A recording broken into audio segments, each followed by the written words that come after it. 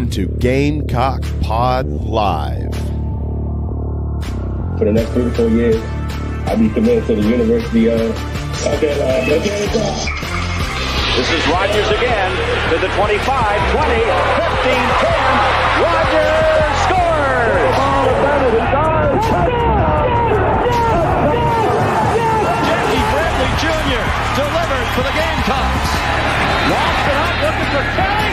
Touchdown! Can you believe it? And South Carolina is sending shockwaves through the SEC. Frederick plays it in at the buzzer. That's a win! Unbelievable! I don't believe it! And now, live from Studio 54 of the Gamecock Pod Studios, here's the Cockfather himself, Keith Alsep.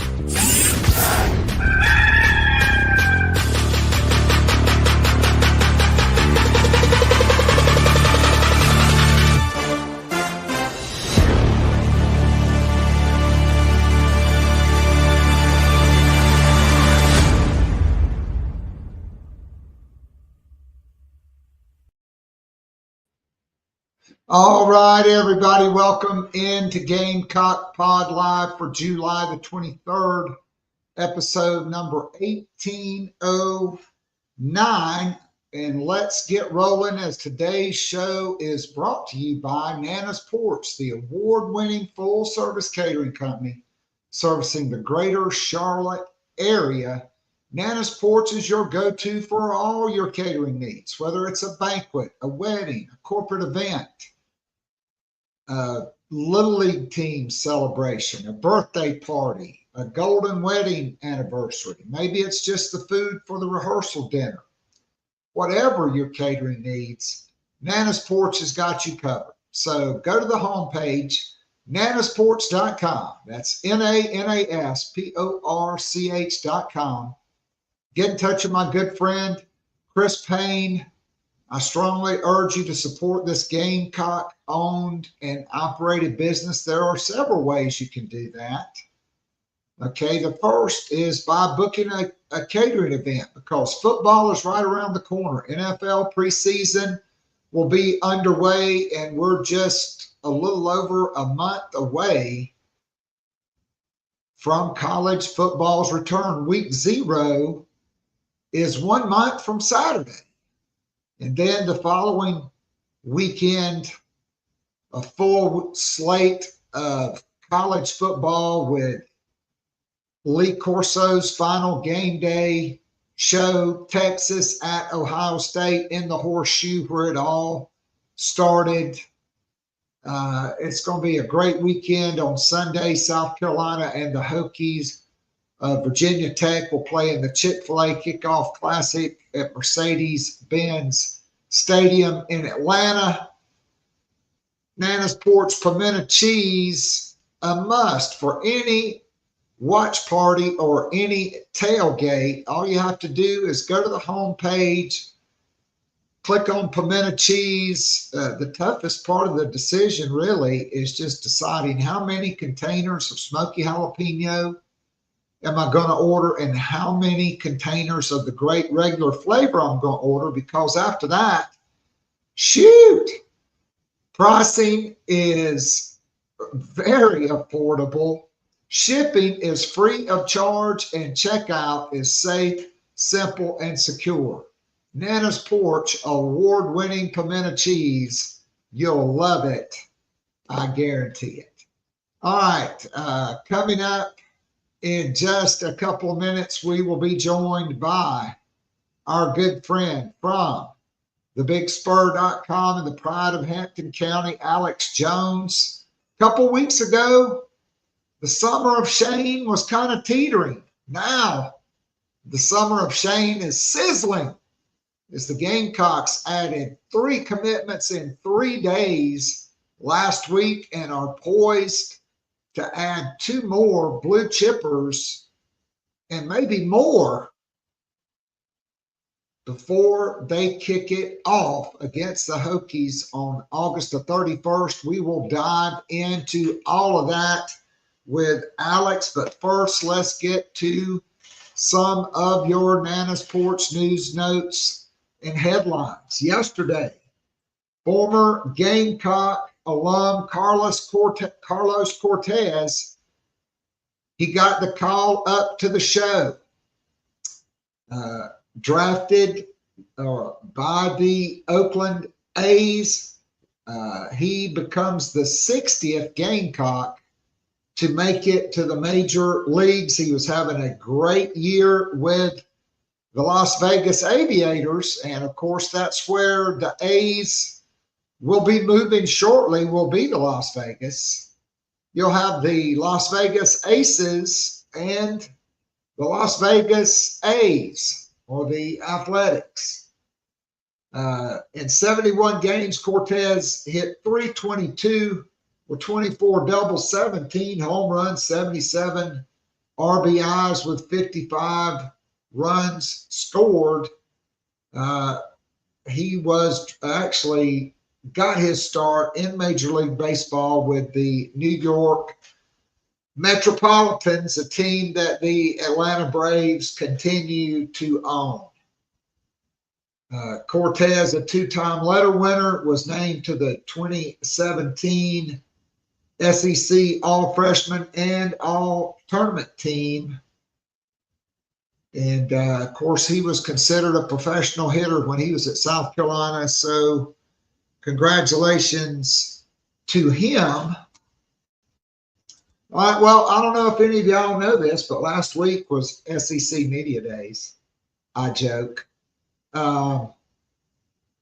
South Carolina was picked to finish 5th behind Texas, Georgia, Alabama, and LSU.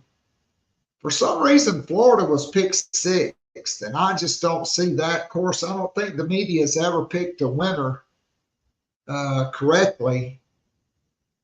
Mississippi State picked to finish dead last. Kentucky 15th, Vanderbilt 14th, Missouri 13th, Auburn 12th, Oklahoma 11, Tennessee 10. Boy, wouldn't you like to have the Vols at Williams-Brice on a Saturday night this year? Wouldn't you love to have the Gators? Although DJ Lagway is a formidable quarterback. South Carolina also had 3 members on the media preseason All-SEC team. 2 on the first team, Dylan Stewart as a defensive end first team, no shock there. Jalen Kilgore, the nickel, who could be a safety. Maybe we'll get into that later with Alex. He made the second team. We'll also get into this with Alex, but folks, for the first time ever, South Carolina has the SEC preseason first team quarterback. And it's only sweeter that it's Lenore Sellers, a native of Florence, a South Carolinian. He becomes the first Gamecock in program history to be preseason All-SEC. South Carolina has been a member of the SEC since 1992. I don't even think Connor Shaw was first, second, or third team All-SEC. Maybe he was. Let's run through the first teams for you. Lenore Sellers at running back. Quintravian Wisner and from Texas at running back. Le'Veon Moss from Texas A&M at running back. Ryan Williams from Alabama.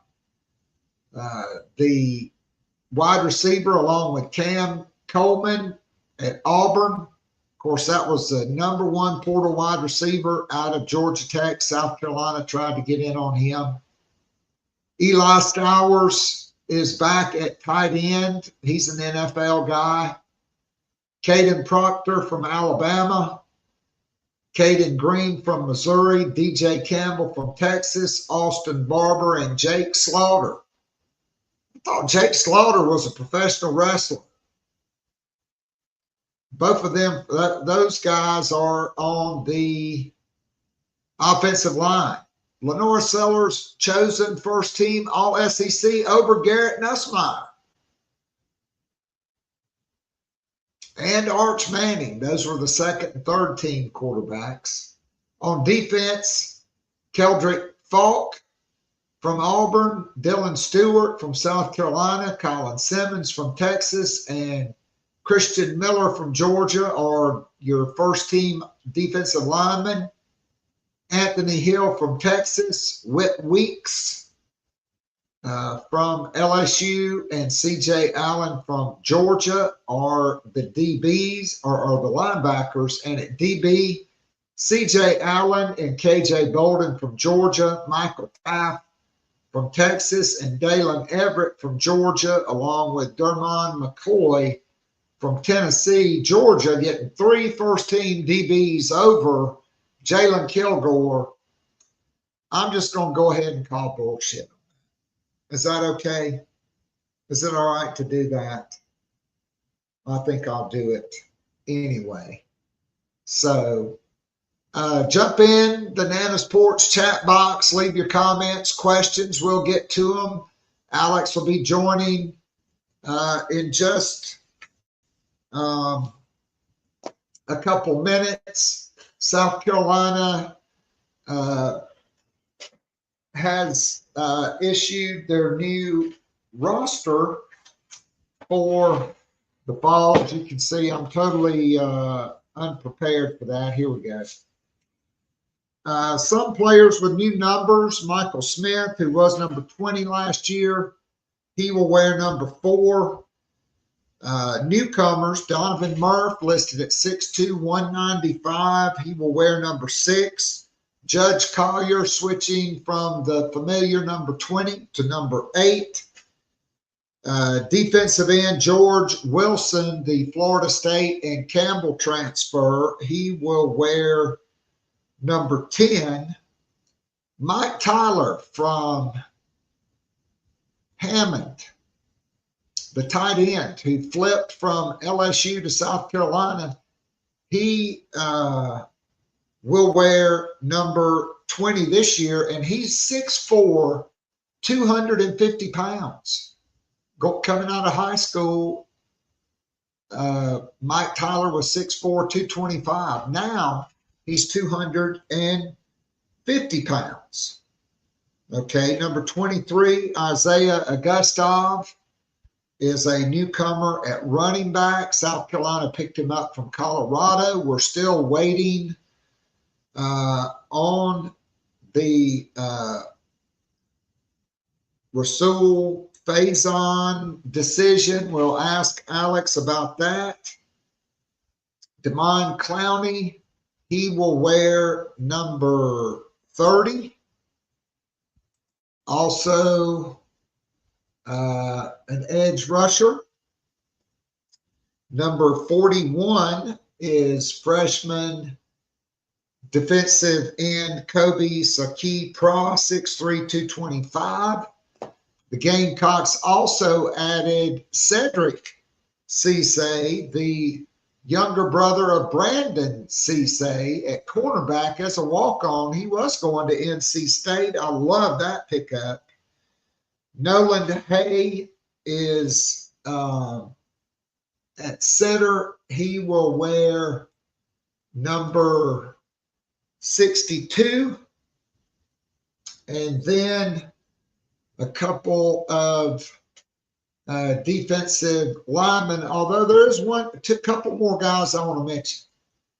Tight end Reno Rome, 6'7", 255 from Cincinnati, Ohio. He wasn't even on the roster last year, as we welcome in the pride of Hampton County, Alex Jones.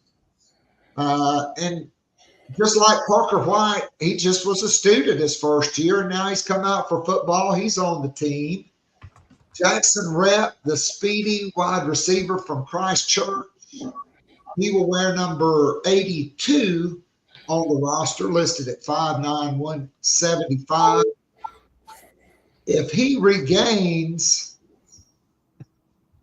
his speed from high school, this is a guy that clocked back-to-back 40 times under 4.3 at South Carolina's camp. And then you've got Troy Pikes, number 91 at defensive tackle, 6'3", 290. And Christian Ingram will wear number 95. He's 6'6", 310. He was 280 or 290 coming out of high school. And worth mentioning, one offensive lineman who did not go through spring practice, but that South Carolina flipped. He was the final December signee, 4-star offensive lineman Demola Ajadon, who had been committed to Georgia Tech forever. He visited Ohio State, Georgia, South Carolina, flipped to the Gamecocks. He was 6'6", 285 or 290, now listed at 6'6", 325. Alex, anything stick out to you about the roster? Obviously, South Carolina added 12 or 13 new additions to the roster, several of those incoming freshmen that were not a part of the early enrollees, then the spring transfer portal guys, and a couple of walk-ons there I mentioned. I must have just completely missed it, but I never heard of Reno Rome in my life. And now this guy, he's on the roster, 6'7", 255. Yeah, so I think he walked on in the spring, beginning of spring, and I mean, you mentioned it, like his size, like he's 6'7", 255, like that's pretty impressive. Like that's something that I think, you know, when you look at it, you know, I think from the staff too, like look at, like, you know, this is a guy we can work with, a guy that, you know, maybe it will take a year or two to get going, but a guy that maybe you can see down the road playing, like, because that's some serious size for a tight end. And, you know, kind of sticking with tight end, some things that jumped out at me was Mike Tyler was 6'4", 250. Yeah. And, I mean, that's a jump that I think when you looked at it from him in high school, he needed to just continue to get bigger and stronger. And to be up to 250 already, that's kind of the size they look for at tight end. When you look at all the guys' weights, that's really what they look for. So that's pretty big that he's already up to 250. Because obviously, you know, the biggest thing as a freshman in the SEC from a tight end perspective, playing the line of scrimmage is blocking. So that's just something that's going to help him, I think. And, you know, another freshman that stood out to me too was, and this wasn't too surprising, but, you know, Donovan Murphy being at 6'2", 195, like, and he looks the part too. Like it's a really good 195. Like he looks like he's going to be ready to step in day one and play from a physical standpoint. So that was just a few of the things that stood out to me. You know, Christian Ingram looking really good too from a size perspective, a guy that, you know, we'll see how much he can, you know, you would have liked to see what he could have been able to do if he was able to get in during spring practice, but a guy that, you know, I think they're really excited about his potential. Yeah, I mean, when you beat Southern Cal and Michigan on a guy, that's pretty good. And Kentucky. Although, a little stipsy. He's always looking for a stupid pair of sunglasses. Kentucky picked to finish, I think, 14th or 15th by the media this year. Yeah, 6'6", 310 for a true freshman defensive lineman. You'll take that every single day. Every single day. So, Alex, off the top, I mentioned 3 Gamecocks selected to the all-SEC teams, 2 on the first team. Dylan Stewart, no surprise. Jalen Kilgore, I thought probably should have been on the first team.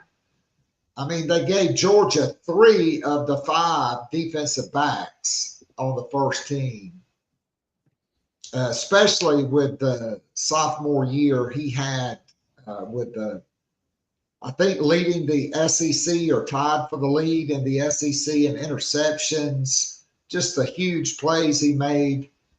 But he was second team, but for the first time ever, Alex, ever, South Carolina is home to the preseason SEC first-team quarterback. Say his name, people. Lenoris Sellers, okay? Over Garrett Nussmeier, kind of a little surprise there. I'm kind of with the head ball coach. I'm just until Arch Manning shows he can do it. I mean, Quinn Ewers just wasn't that good, and he still played every game. So we'll see. I mean, a year, a big difference makes. Certainly, Lenore Sellers from his true freshman year to, the end of last year made a huge jump. But just your thoughts on the significance of this. Okay, the first ever first-team quarterback for South Carolina, and it's a South Carolina kid, and let's not forget the fact that he's also an African-American South Carolina kid, and he is the first-team all-SEC quarterback. Yeah, he absolutely deserves being that first-team quarterback with the way he played down the stretch, and not only the way he played down the stretch, but a lot of times when you think about it, when you go back to that stretch, how many times he put the team on his back and just led them to wins. Like, I mean, the Clemson game's the obvious one, but I mean, he played great against Texas A&M. Like, he played great against Missouri. Like, just the way he played, he absolutely deserved to be first team. And going into it, I was kind of thinking that, he was probably going to get second team because I just thought with the way these things go, like Garrett Nussmeier was probably going to get the first team. But, him getting first team, then also South Carolina being picked to finish fifth in the league, I think shows the amount of respect that South Carolina has going into this season. And so it just shows that I think South Carolina's on the radar, and it's going to be a team that's going to have a lot of eyes on this season. And with Jalen Kilgore, like I kind of thought he could maybe sneak onto the first team, but at the other team's credit, like, there are some really good DBs in the SEC this year. I mean, KJ Bolden, Michael Taft, Dalen Everett, Jermon McCoy, those guys are really good. But with Kilgore, like I think he maybe is not getting talked about enough. Like he had a really good season last year at nickel. Had like the 5 interceptions, and I think he could be a guy that ends up being a first team. Like you even see in some first round mocks for him to go in the first round draft. Like we'll kind of see there, but I wouldn't be surprised if he ends up being a first team guy because he just fits really well into what Clayton White's doing defensively, and he sounds like he's going to stay at that nickel spot for right now, and he was really good at it last year. So there's no reason to think that he can't build off of that this year. No doubt, South Carolina picked to finish fifth behind Texas, Georgia, and then Alabama, who comes to Williams-Brice Stadium, and South Carolina travels to LSU. But then after South Carolina, I was really surprised Florida's picked to finish sixth because I know they finished fairly strong last year, but they have probably the toughest schedule in the country for the second straight year. And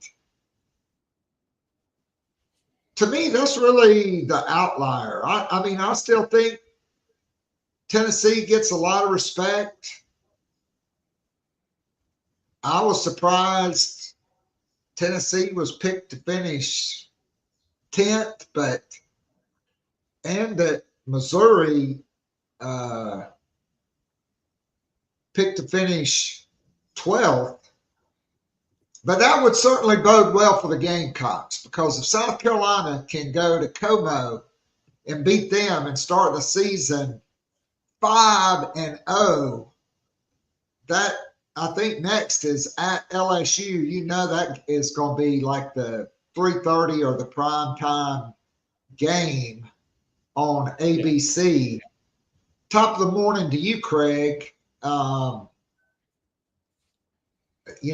Oklahoma, they're picked behind Tennessee, but they've been getting all this hype because they got this quarterback from Washington State. I mean, I'm not knocking him. I'm not knocking Arbuckle, the new offensive coordinator, but dude, this ain't the Mountain West, okay, the SEC. And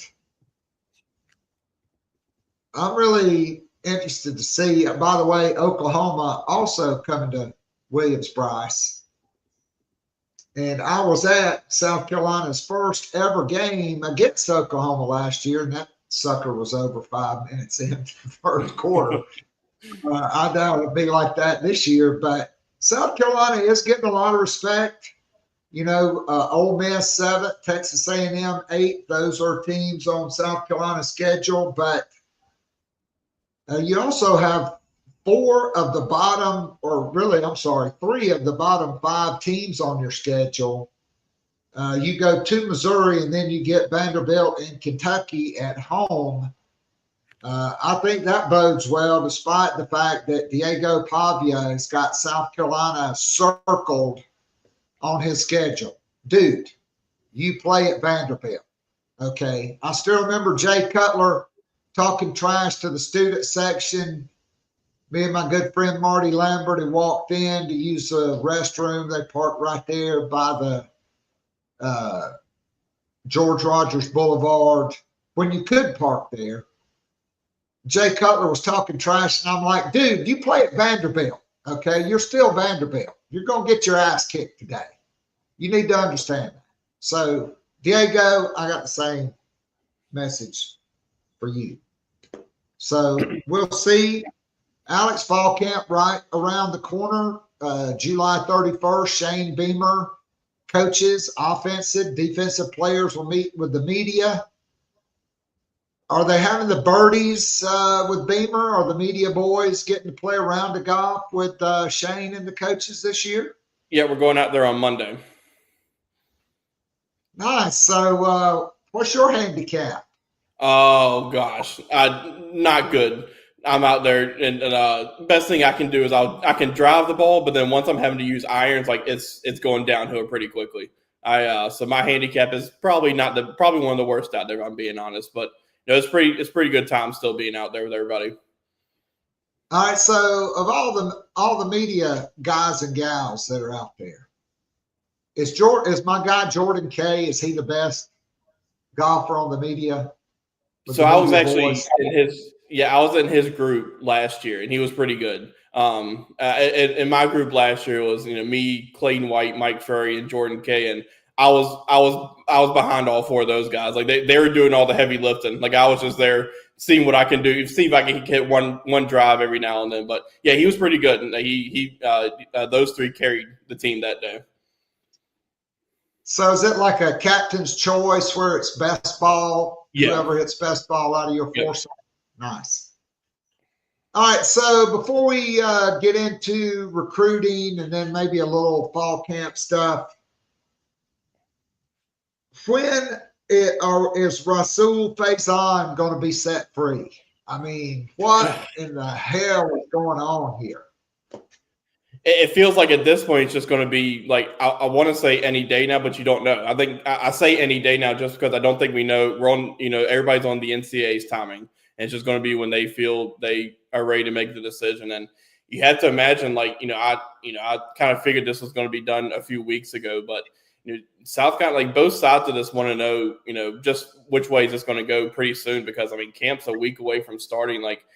Russell Faison's going to want to know what he wants to do. Like South Carolina's going to, if Faison is ruled ineligible, South Carolina's going to go ahead and start planning for what they're going to do. Obviously, I'm sure they've already planned for if that happens, but both sides just want to know and get this over with. And I'm not sure what else there is to know, but I think we're just on the NCAA's timing now, and we'll see. I'm not sure when. I don't think anybody knows when it's going to happen.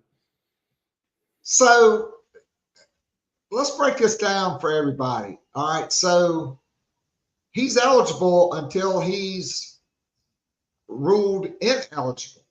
Okay. And so he will start fall camp on August 1st. That's when fall practice. Well, no, excuse me, John Whittle, if you're watching, my apologies. Because John Whittle alerted me to the fact last year that in August in Columbia, nothing resembles fall. Okay, so my apologies. We'll call it training camp or preseason practice. Yeah. Okay, because that's one of the truest things ever spoken. Okay, because it's nothing about these next few weeks are feeling anything like fall. That's right. All right, so every day the NCAA does not rule. Every week, they do not rule. Once you get past the first 10 days, 2 weeks, classes start, you get like 2 weeks out from Virginia Tech. Rasul Faison is probably, I think he's the presumptive number one running back. But if every day inside of 2 weeks before the first game, his reps start going down, and Oscar Attaway, Augustov, Isaiah Augustov, and Jawan Howell, and Matthew Fuller, those guys, their reps start going up. And it's probably, you get into the week of that game. In classic NCAA, I mean, they may rule like on Friday before the first game. Oh, he's eligible.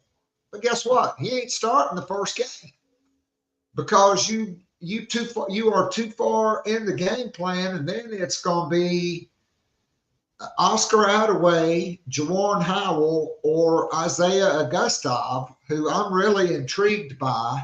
Mm-hmm. When you turn on the film on him, I think that's a sneaky, great late pickup for South Carolina. And certainly Howell, I mean, look, the oldest guy in that building told a friend of mine when Jawan Howell got down there, said he's the most physically gifted running back I've seen since Squeaky Watson.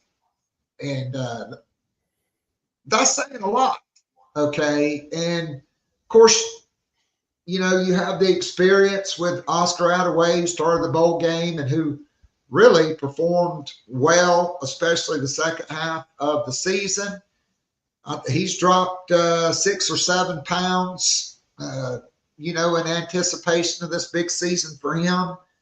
And so it really is a big deal because the closer you get to game time, Faison's reps go down, and he's making more mental reps than physical reps, and these other guys are taking the physical reps.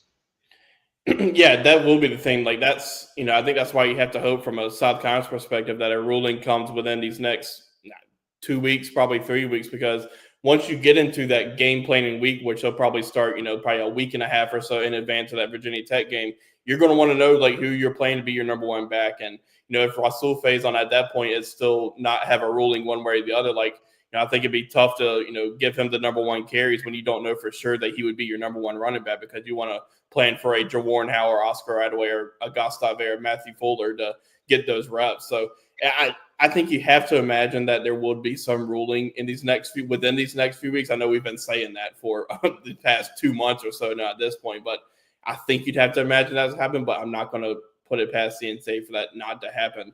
But, you know, just from a running back room perspective, you mentioned Augustov, like that was really, I think it's just perfect timing for South Carolina that, you know, they had the situation that they're in. And that guy who had a decent season from a stat standpoint last year at Colorado, but he was also in a system that was, you know, it was Shadur Sanders' offense, and they were going to be throwing the ball. Like, it wasn't much of a running offense. So, and he still put up solid numbers. So we'll see. But I'm really intrigued that was really a really sneaky pickup for South Carolina, because, you know, say if, you know, Rasul Faison's ruled eligible, that gives you your 5 scholarship running backs, which is kind of the ideal number that you want. And I think you feel really solid about that room with, you know, with him and Faison and Oscar Attaway as your older, more experienced guys. But then you got Howell and Fuller, who are right there, who I think we've seen some flashes from those guys, and will be entering another year in the program. So I think, you know, if you have 4 in the room, it's okay. But, you know, if you have 5 in that room, but especially those 5 guys, you feel really good about that room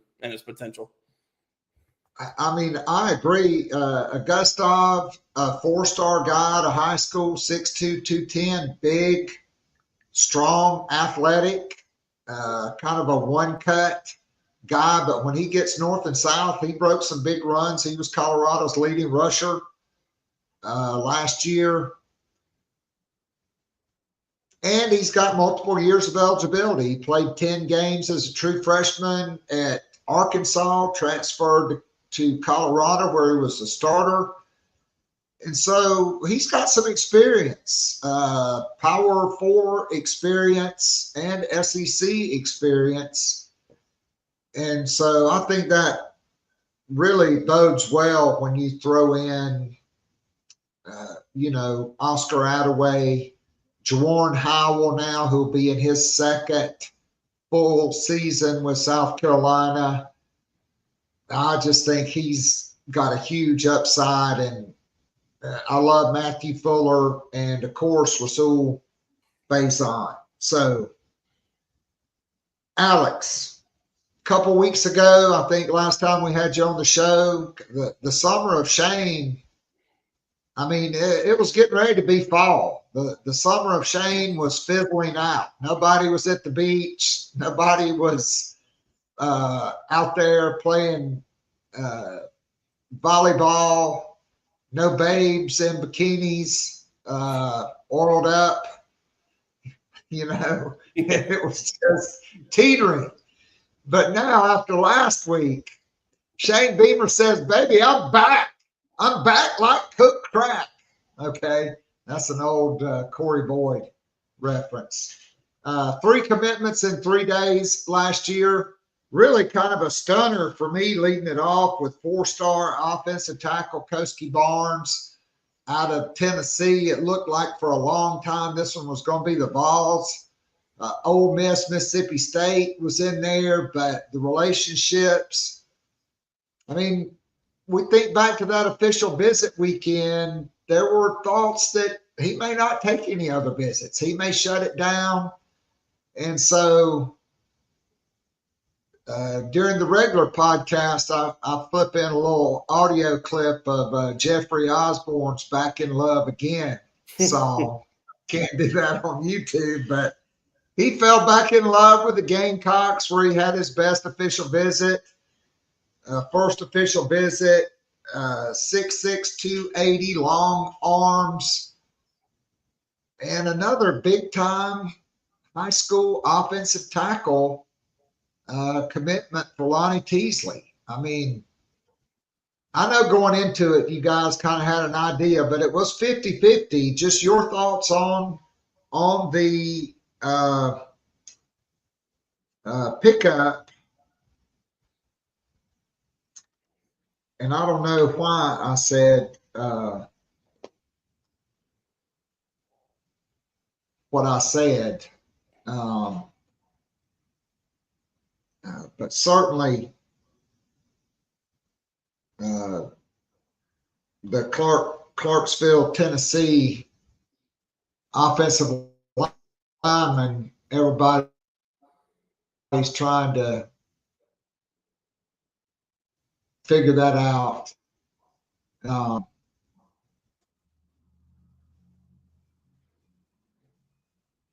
Alex, I know I'm screwing up there, but offensive 4-star offensive lineman from Tennessee. I know it wasn't Koski Barnes. I wrote down Kamari Blair. Help me out. Yeah, Kamari Blair. Kamari Blair. I knew it. Sorry, folks, I had a senior moment there, even though I'm not really a senior. Kamari Blair, I mean, how surprised were you, and what kind of player is South Carolina getting in Kamari Blair? Yeah, wasn't too surprised. You know, I think, as you mentioned, you know, South Carolina really knocked it out of the park with his official visit. And, you know, there were some thought like maybe he'd go ahead and lock it down and not take the rest of his OVs, the Ole Miss and Tennessee. But, you know, he ended up taking those official visits. And, you know, you had to wonder a little bit, was South Carolina going to be able to keep their momentum with him going on those other official visits, and especially Tennessee, because that, you know, he's from the state of Tennessee, like the in-state school, like, were they going to be able to keep their momentum? And, you know, Tennessee, you know, made it close, but I think at the end of the day, it was, you know, South Carolina was, you know, really did a nice job in that recruitment, and it's built the stronger relationships there. And as a player, like, he's a guy that, you know, when you watch his film, like, he can move. He's really athletic. I think he's got a really high upside, and a guy that when you see it on film, like, he'll get to the second level. There's a clip of him, you know, he's pulling on one play, then he's getting to the second level, and he's getting up to the third level and just keeps running and blocking downfield. So a guy that's really athletic for his size, and, you know, just another high school recruiting win for Lonnie Teasley and those guys. They built that room really well from the high school ranks. It really transfer portal as well, but that was another really huge win, especially pulling a guy from the state of Tennessee that the Volunteers wanted. No doubt about it. So then on Thursday, kind of a little bit of surprise, but not really a huge surprise, Alex, because I know Hale teased this back in the VIP room in June.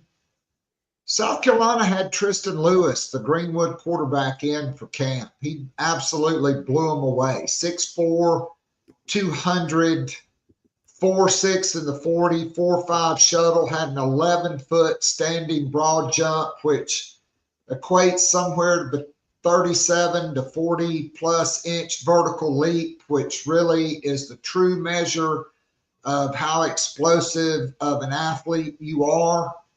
And you turn on the film of him at quarterback, he's sudden. You see the quick the twitchiness, right, to make tacklers miss, not just in the open field, but in close quarters. And so he debuted as an 88 because you can see just the size and the athleticism components. Limited film at safety. If he played more, hell, he probably would have been a 90. Yeah. But if you trust anybody, you know, South Carolina did hold off because they had Samari Matthews, Tamarian Watkins, Koski Barnes, who will announce on Saturday. We'll talk about him in a minute. But you had all these other offers out there, but he was the guy South Carolina was always going to circle back around with if they didn't get one of those guys. And I'm not saying South Carolina won't flip a couple of those guys, but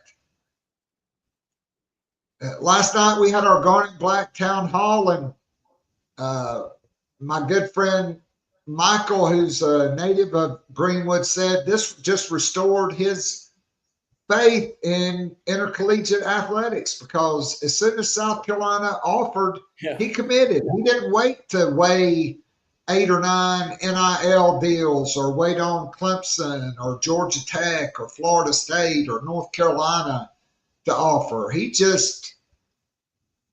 said, I want to be a Gamecock. Boom, I'm coming. I'm not going to drag it out. Even DQ Smith, he debated all the way to signing day. Do I want to be a quarterback at Georgia Southern, or do I want to play DB at South Carolina? Tristan Lewis said, I'm coming. I want to be coached by the best, and I want to play with and against the best. And like I said, if you trust anybody, it's Torian Gray with a DB evaluation. Yeah, pretty much like an old school recruitment a little bit, where, you know, I think it was pretty obvious, you know, South Carolina was where Tristan Lewis wanted to be, and he was just waiting on the offer. And obviously the offer happened, and a few hours later he was already in the class. So a guy that, you know, was really intriguing, that came in over the summer, and they kind of knew who he was, but then saw some potential as him as a defensive back. And as you mentioned, you know, Torian Gray knows what he's looking for at a safety or a corner or whatever defensive back spot, that he knows what he's looking for. And there's something there they see, and you can see it too. You mentioned the size, 6'3.5", 200 pounds. Like, you know, I'm not comparing him to Nick Emenwari, but you see some of the same kind of size things with him. Like, you know, the biggest kind of comparison you could use for him, just from, you know, how his recruitment has kind of shaken out, was DQ Smith. You know, DQ Smith was a quarterback at Spring Valley, and then, you know, they saw something in him, and he was going to, you know, potentially go to Georgia Southern to play quarterback. But, you know, Torian Gray and those guys saw him and, you know, said, hey, there's something there from a defensive back standpoint. And so you see a little bit of that with him playing quarterback at Greenwood too. But just a guy that, you know, you mentioned the explosiveness, the athleticism, guy that also is really good on the baseball field too. Guy throws, I think, 90 or maybe even a little bit over 90 miles an hour on the mound. So just a really athletic. 93, yeah. I mean, that's pretty impressive. Like, it really just, and you like to see that. You like to see these guys who can, you know, play at a high level in other sports too. And they're just a really intriguing pick of one of these in-state guys. You see them every cycle, guys that are under the radar that you don't really know much about, that end up being in the class. And, you know, South Carolina's going after another guy in that same kind of mold in Caden Ramsey, you know, a guy that they've kept an eye on, and, you know, he's the guy that they're kind of recruiting as that second tight end for their class. So, a really intriguing pickup in Tristan Lewis. I think he's going to be one that you give him, you know, maybe in that year or two in the system, he could be a guy that you see playing a lot. So a lot of guys from Greenwood. okay, all the way back to defensive back Robert Perlow, who probably saved the game for South Carolina in 1979 against Clemson. Then you had Marty and Ernest Dye. Okay, you had Robert Brooks. You had Ricardo Hurley. You had Kelsey Quarles and DJ Swearinger. I mean, Greenwood has been the pipeline for South Carolina. Probably, Ernest Dye, unfortunately, was in that automobile accident with Randy Wheeler, and one of his arms was severed. I think he would have been a Pro Bowl offensive tackle had that not happened. Certainly Robert Brooks replaced Sterling Sharp as Brett Favre's go-to. He invented the Lambeau Leap. He was a long time, one of the Packers' all-time leading receivers. And certainly DJ Swearinger left his mark at South Carolina, sometimes a little over the top. But I told the story last week when Tristan Lewis committed, the 2012 South Carolina Clemson game. DJ Swearinger just laid Andre Ellington out. I mean, cut him a flip, knocked him flat on his behind, stood over him, and then flexed on him. Mm-hmm. And not a single Clemson player lifted a finger. Nobody came over there to pick Andre Ellington up. Nobody even wanted to get close to South Carolina. And Steve Spurrier told my friend Brad Lawing, get him out. Get him out. You recruited him. Get him out. Let's get him out. Brad said, hold on, coach. Look at Clemson. Nobody from their team is even saying anything to him. He was like, let's just leave him out there. He's like, because what if somebody from Clemson would have done that to Marcus Lattimore? Everybody on our offense would have been beating the crap out of that guy. Spurrier looked at Coach Long and said, well, yeah, I kind of like that. Let's leave him out there. And that was the state of the rivalry. That was in the middle of that 5 in a row. Dylan Thompson, took it to him up there.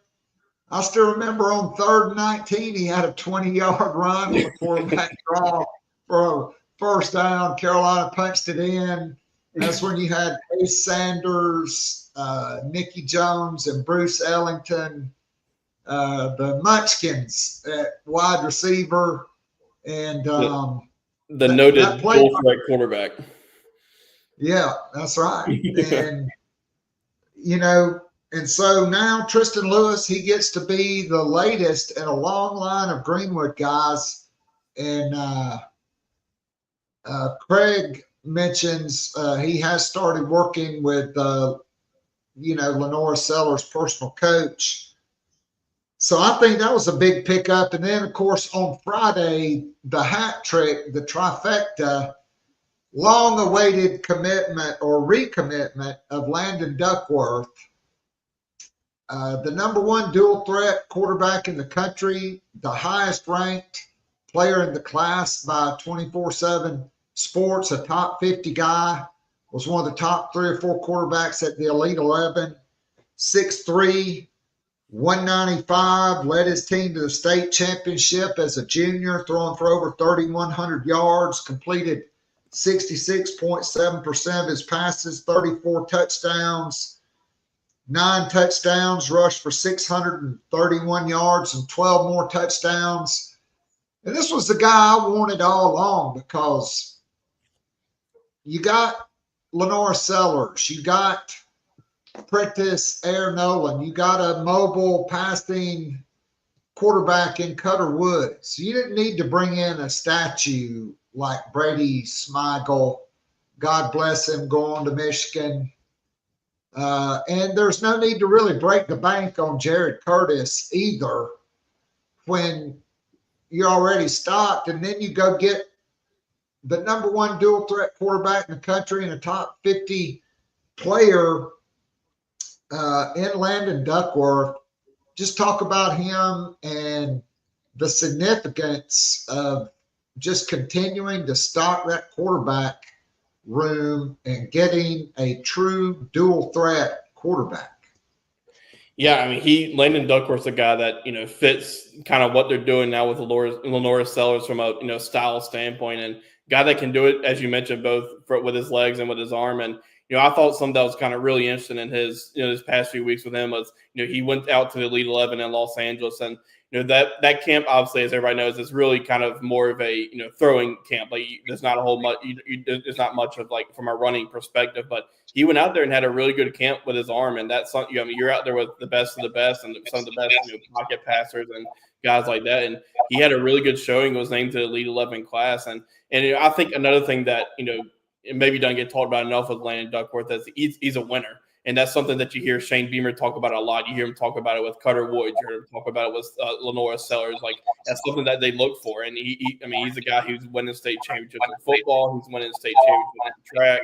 Winning state championships in basketball. So just, a really huge pickup. Another one that, you beat out the in-state Auburn Tigers for him, and Auburn won them. And then I think, the writing was kind of on the wall when Auburn flipped Peyton Falzone for Penn State. Like, South Carolina at that point, you felt good about their chances already. But then, I think, that you knew which way that one was starting to go. But, that's 3 commitments from the state of Alabama for South Carolina. Like, you don't see that too often, but you got Duckworth, you got Keenan Britt, and you got KJ Johnson. So it could be a state that South Carolina tries to get into. But back to with Duckworth, just a huge recruit, just a huge commitment, just because that quarterback can, that's kind of guys can be one of your top recruiters, and we'll see what he can do on the recruiting show now for South Carolina, whose class I think it's ranked number 25 right now, but it could be ranked higher if it was if they just from a number standpoint, just because of how that's tracked. But their average rating last I looked was 11th in the country. So Duckworth just really added on to that class. It's a really solid class so far.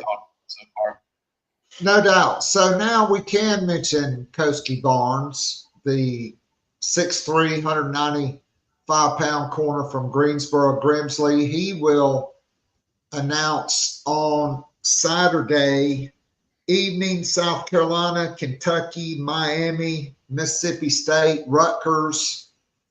The 5 there. A lot of crystal ball picks for the Gamecocks here. This is a guy we've talked about. This is the quintessential Torian Gray type of guy, long, rangy, athletic, can turn his hips, positional versatility.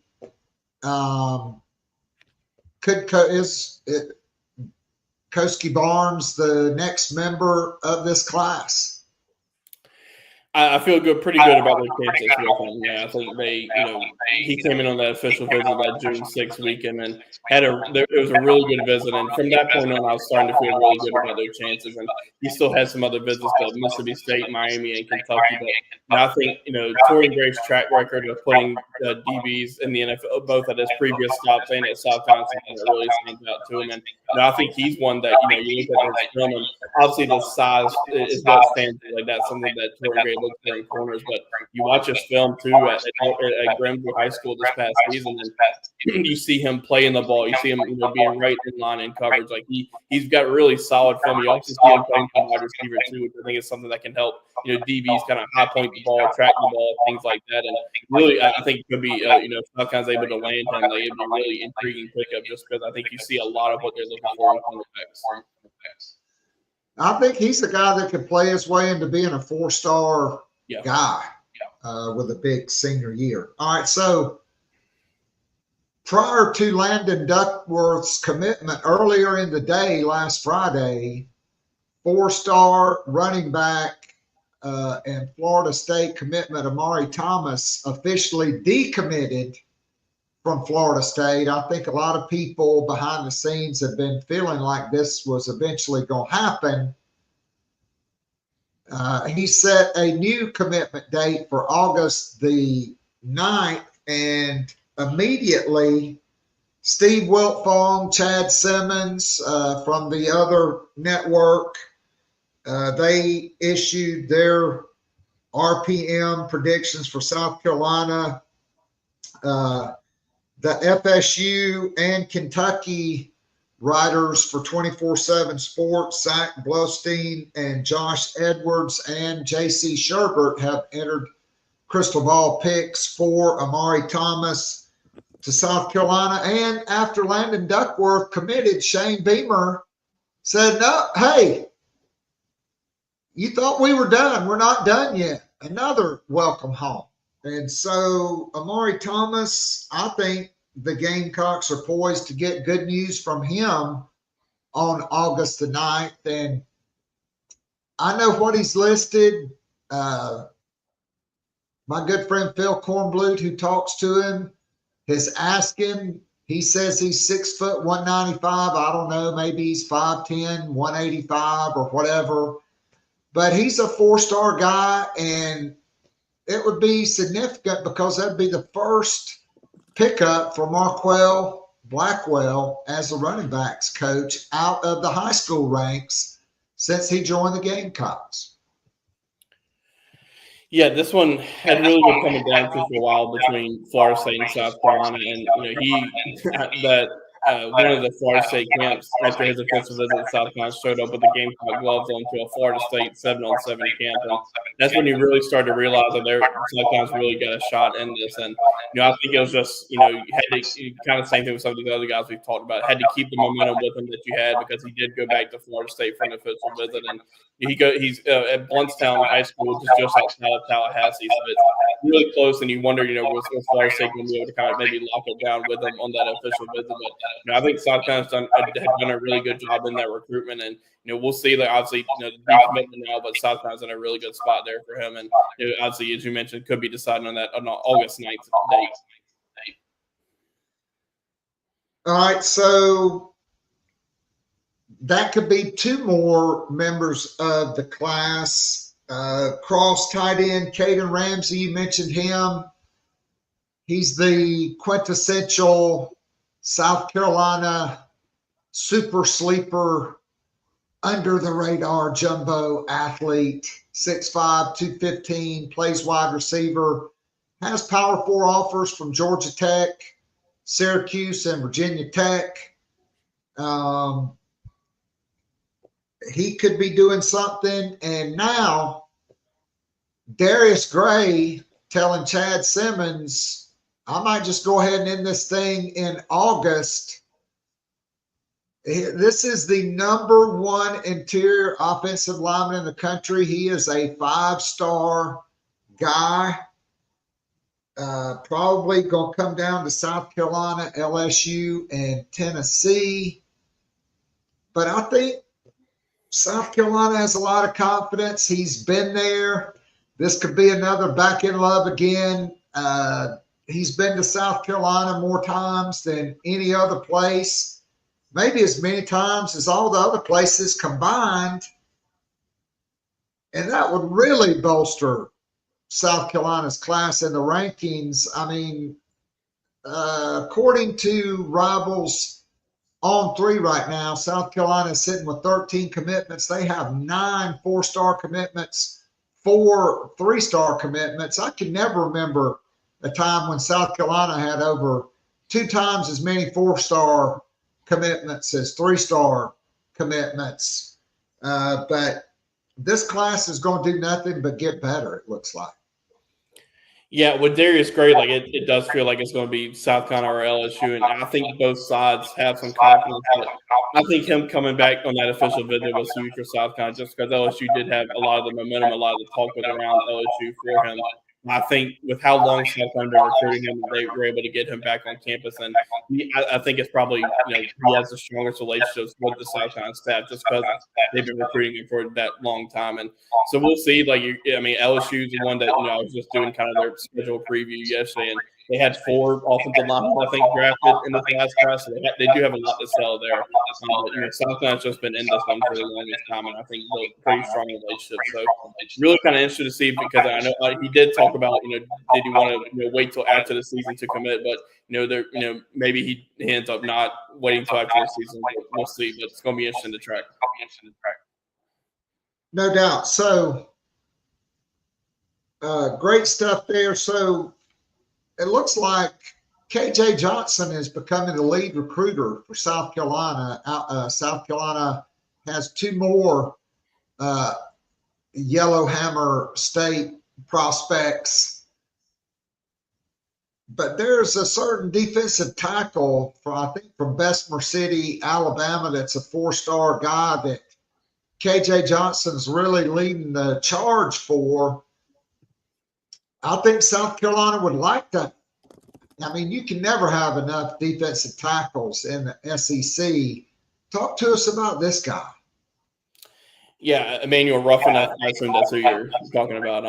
He's a guy the 4-star guy that I kind of thought was going to decide, maybe a few weeks back, and I obviously didn't think it was going to be South Carolina, but maybe South Carolina tries to get in there just because from a D-line perspective, like that's a spot that we talked about before. That's a pretty important spot in this cycle for them. And obviously got Aiden Harris already in the class and Noah Clark. But we'll see. Like I haven't heard anything of this much traction there, to be honest. As you mentioned, KJ Johnson is trying to recruit him to South Carolina, but he'll be a pretty intriguing guy that can get in on just because I think he's pretty good, a 4-star guy.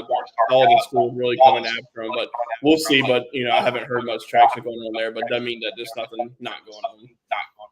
Yeah, I mean, I think that one would be down the road. So, yeah. Craig is in the chat box wanting to know, well, if he's that physically gifted, why is he not starting? Well, that doesn't – being the most physically gifted, I think Howell playing at South Carolina State, then coming into SEC blitz pickup. Yeah. Ball security, that's a completely different level. It doesn't mean he doesn't have all the physical gifts. It just means you got to earn the trust of your coaches now that he's gone through, a second spring and all of that. I'm not saying he couldn't eventually be the starter, particularly if it doesn't work out, but also, it's big boy football in the SEC. I'm really intrigued to see what he does. Alex, I had just one more burning question, because Tony Morrell yesterday kind of shocked me when he talked about Tree Babalade and how the experiment at left guard had just kind of didn't take. And so clearly this guy's one of the top 5 offensive linemen on the roster, but he probably is not beating out Josiah Thompson at left tackle. I thought they were going to try to make him a left guard. But I was like, shoot, let's put him at right tackle, because Casey Henry struggled at times with pass protection. Tree Babalade is a better athlete than him. Going into fall camp, is that a real possibility, do you think? Or no, I'm sorry, not fall camp, preseason practice. Yeah, that's just one of the offensive line in general, especially those interior spots. There's something that's one of the kind of burning questions for preseason camp. But I think with Tree, it could end up being that you almost have to find a spot for him just because he's too good to keep off the field. And maybe that is at the left guard spot, maybe not. Maybe that's at one of the other guard spot or a tackle. I think you have to imagine Josiah Thompson has got a good shot to continue being the left tackle for South Carolina. Like this, maybe it's a battle between Case and Henry and Tree at that right tackle spot. But I'm really intrigued to see what they do, because I think it could just be a case where he's too good to keep off the field. All right, so if he's not the left guard, who is it? I mean, because there's a lot of options. I mean, I could see Nick Sharp, possibly the transfer from Wake Forest. He's healthy. He was kind of banged up in the spring. He's played a lot of football. 6'2", 340. Marquis Anderson is finally healthy. He was a guy that was 300 to 310. Now he's 6'4", 326. Rodney Newsom, R.J. Newsom, who played some center and guard in spring, now with the addition of Nolan Hay. Those guys could be in the mix, because I think Trevon Ball is going to be the right guard. I just do, unless they move him to left guard. He's going to be one of the starting guards, I think. And so there are plenty of options there, and I guess we're just going to have to let it play out.